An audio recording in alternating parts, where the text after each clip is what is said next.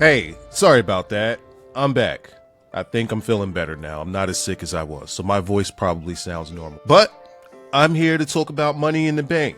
And this is not a predictions video. This is just who I would like to see win Money in the Bank between the men and the women. I'm going to make a case for who I would like to see win Money in the Bank. But down in the comment section below, let me know who you would like to see win Money in the Bank. And while we're at it, while you guys are being so generous as to leave me a comment, leave me a like on the video if you would. And if you're new, go on ahead and subscribe. We're getting back to making quasi daily content here on the wrestling channel. But without further ado, let's get to it. Money in the Bank. This year, there might be some stakes on it. Do I love the matchups that I'm seeing in the men's and women's Money in the Bank ladder matches? On the women's side, yeah, but over on the men's side, it almost seems kind of mid-cardy a little bit, maybe a little bit kind of time. I mean, look, you'll see it when we get to it. However, I am recording this before the go-home show on Raw and before the go-home show on SmackDown. So we still don't know who's going to be in that final slot, even though like common sense tells me it's probably going to be CM Punk. But then when we got the women's side, we also have a mystery slot there. And I think that they're going to fight. That's going to come down between Stephanie Vaquer and Liv Morgan. It's going to come down to them two. I'm not 100% sure. I don't think they need the star power, so this could be a good, you know what, we'll talk about that. You know what, let's talk about it now. There we go. The women's match for Money in the Bank. So let's just slot somebody right there. I don't think that the women need Liv Morgan here. They have more than enough star power with Rhea Ripley and Alexa Bliss alone. You got Naomi, who's on character change run. She's doing very well with it. You have two women in there that you want to develop in Julia and Roxanne. And Roxanne, when it comes to these PLEs, she knocks it out the park every single time. So this would be a good time to bring in Stephanie Vaquer. I know it's not how you say her name, but that's how we're saying it today. This would be a good time to bring her in and showcase her to the bigger audience. Granted, she's going to be on Raw, and also granted, we've seen her a couple of times, but now we could actually spotlight her. I mean, Liv doesn't need it because she is a tag team champion, and they can put her on any card at any time. Whereas with Stephanie, if you don't pull the trigger right here, she kind of goes in limbo a little bit. And I think the other one is Ivy Nile. Come on, bro. So this is the chance to get her in there. I think that she takes the 6th slot. Now, just looking at the lineup here, a lot of people could be like, oh, Rhea's going to get another shot. I actually don't think that many people are going to see Rhea Ripley winning this Money in the Bank.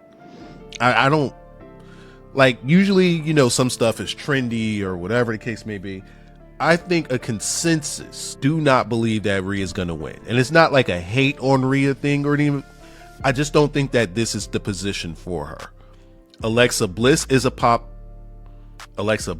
possibility, but she's working on a bit of a story arc, and I don't think it's going to have anything to do with Money in the Bank. She doesn't need Money in the Bank to get to it. Dang it, this is becoming a prediction video. Here's who I want to win Money in the Bank. Well, no.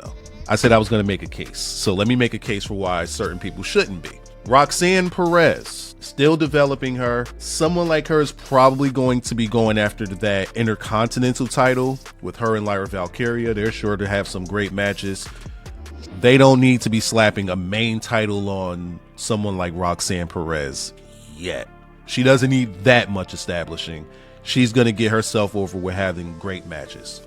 Julia, I mean, she already looked at Zelina Vega like she about to pound her out. So like, we already know where they're going with that. We don't need to pay too much attention to it.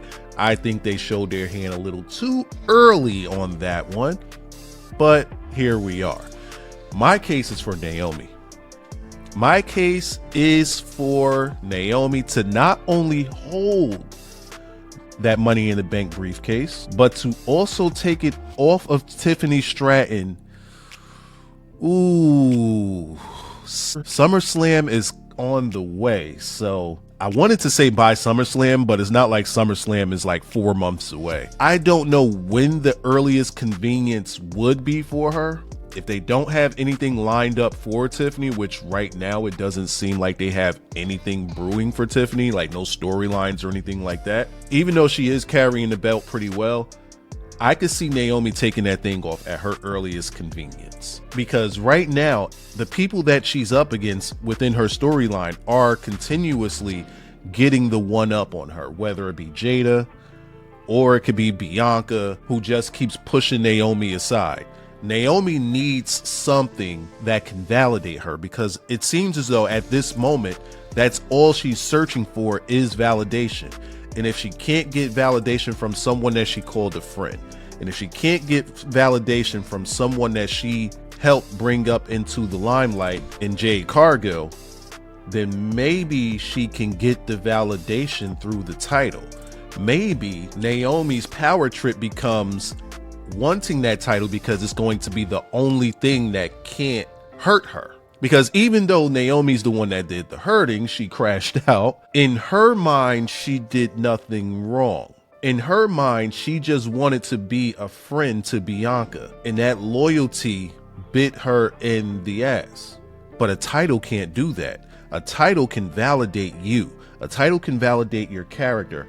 A title can validate everything that you're standing for and the new developments that are going on in your life. It can't turn its back on you. And she's going to want that title bad. And when she gets that title, it's going to be everything that she's ever needed.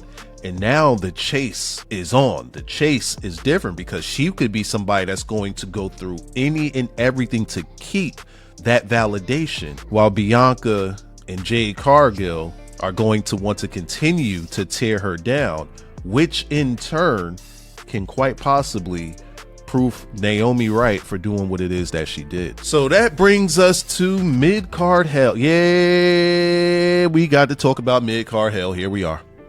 Look at it. Look, you see it? You see it? Andrade. I can't even call him mid-card. I can't. Yeah. Hey, I love the players that are here. I do. Andrade doesn't get TV time. Solo Sikoa doesn't get wins. And I don't know where he slotted because he barely wrestles. LA Knight, mid-card. I mean, he just held the mid-card title. He's mid-card.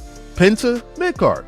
He's in the mid-card. Now, I was saying earlier, I think that CM Punk is going to be quite obvious that CM Punk takes this 6th slot unless Seth Rollins so badly does not want CM Punk in that match, so he ruins the qualifier match. But that's going to leave us with AJ Styles and El Grande Americano, and I don't exactly see either of those two guys winning. So we're going to need to keep the star power level up, and the way that you do that is going to be CM Punk. Now, I do think that they're going to try to interfere to try to stop him from winning this, but CM Punk does have backup, and he'll be straight.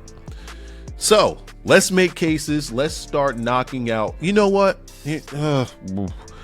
Let's make cases as to why certain people are not going to be winning this. Andrade, moving along. Penta. I don't see Penta winning Money in the Bank because I don't see him in a chase for the main title. Not really much I could say about it. It's just that I've been saying this for weeks now, that Penta needs to mix it up with more than just the standard guys that aren't really going anywhere. And until I see him start mixing it up with some of the top guys, I'm not going to believe that they are even thinking about putting Penta into the main title picture. Solo Sikoa, just no. Just no. I'll be honest with you. I don't even know why he's here. Jacob's not going to have anything to do. Like, maybe since he's going to lose and he's going to point elbows at Jacob saying, hey, you should have helped me win this. I've helped you keep your title. You didn't help me get. That's all I see here between them. CM Punk. I think that CM Punk not winning Money in the Bank here adds on to his story. They're going to start building upon his story to win the World Championship. So the first part of his story was to main event WrestleMania. The next part of his story is to win the world title. But if you just slap Money in the Bank on him, it kind of cheapens that story of where they're trying to get to with him. So I don't think that that's going to be necessary for him. And he's going to cancel out Seth Rollins. You know what that means? I try my best to not be biased with my takes. I try my best. And most of you guys know how I feel about LA Knight. He's a channel changer for me. I don't relate to the appeal of LA Knight. I understand why people like him, but for me, it does nothing. It just doesn't do it for me. However, the way that they've been building him makes all the sense in the world if he wins Money in the Bank. Let's think about this. He went from losing to Roman Reigns to winning the US Championship almost as a consolation prize, to doing great work with Roman, to then turn around and losing it to Shinsuke Nakamura for absolutely no reason whatsoever. Like, no reason. To just winning it right back within no time and then losing it almost immediately to Jacobs Fatu. Now, granted, yeah, right move. But it seems like they're up and down on LA Knight. One will lead you to think that they're up and down on LA Knight. And I think that they want you to feel that way because they know that people like LA Knight. They know that people want LA Knight. It's the same thing that they did with Jimmy Uso. So they're feeding you LA Knight without fully giving you LA Knight, without fully giving you what you want in LA Knight, which is the championship. And to be quite honest with you, I only see one way that LA Knight could win the championship, and it would have to be through Money in the Bank, because I don't see them booking a storyline to get him to the title. I just don't see that happening. So we tear him down to build him up, and the crowd never left him. But where does that lead us? If you guys want, I'm giving y'all a chance here. Y'all know how I feel about Cody. I am not a Cody guy. I'm giving all of you guys the perfect scenario here. I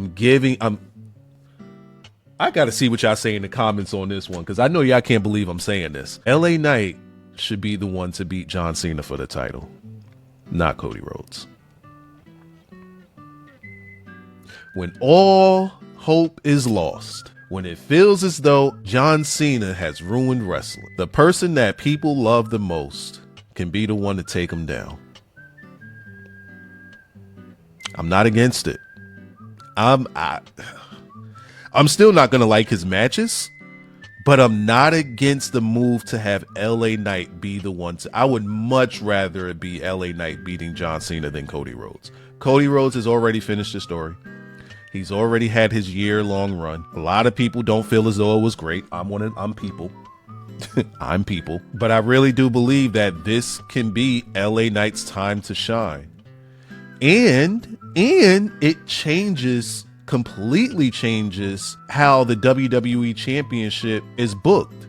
Because now we have it on a guy that can be believable to lose matches. Think about it. Roman Reigns held that title for 7,456 days and 96 seconds, and nobody could beat him.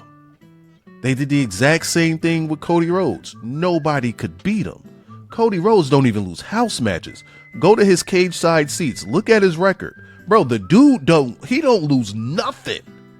Nothing. You got John Cena. The only time he's on his back is in the promo segment after he takes somebody's finisher. Other than that, LOL, Cena wins. But if you put this title on LA Knight, you will believe that he can lose it at any time. And when he wins, now it feels like a bigger deal. It feels more believable. And when he actually eventually does lose, it won't be like, oh, come on, yeah, right. No. LA Knight is your everyday guy. They don't build him like Teflon. They actually beat him. And that's perfectly fine. I like the idea of LA Knight winning the Money in the Bank. I like the idea of LA Knight beating John Cena for that WWE Championship. Can't believe I said it, but I did.